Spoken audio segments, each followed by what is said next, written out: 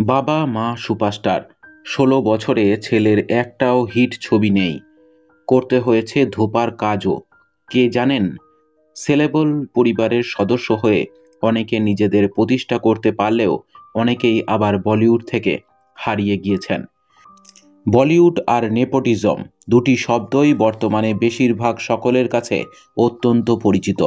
বাবা মা বা পরিবারের পদাঙ্ক অনুসরণ করে অনেকেই ফিল্ম দুনিয়াতে পা রেখেছেন।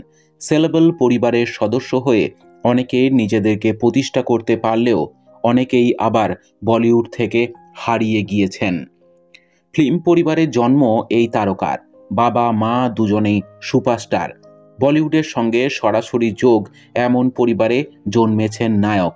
চেহারাও বেশ আকর্ষণীয়, তাও নিজেকে কেন প্রতিষ্ঠিত করতে পারলেন না নায়ক?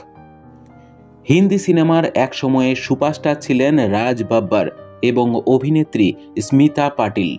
বাবা মায়ের পদাঙ্ক অনুসরণ করেই অভিনয় জগতে পা রেখেছিলেন প্রতীক বাব্বর। বলিউডের অন্যতম নামজাদা অভিনেত্রী ছিলেন স্মিতা পাটিল। তবে প্রতীকের জন্মের মাত্র কয়েকদিন পরেই মারা যান তিনি। ফলে একেবারে ছোট বয়সেই মাতৃবিয়োগ হয় প্রতীকের। জানে তু ইয়া জানে না ছবিতে ছোট্ট একটি চরিত্রে অভিনয় করেছিলেন প্রতীক। প্রথম ছবিতেই ছোট চরিত্রে দর্শক এবং সমালোচকদের মন জিতে নিয়েছিলেন প্রতীক। তিনি ছাড়াও এই ছবিতে মূর্খ ভূমিকায় ছিলেন জেনিলিয়া ডিসুজা ও ইমরান খান।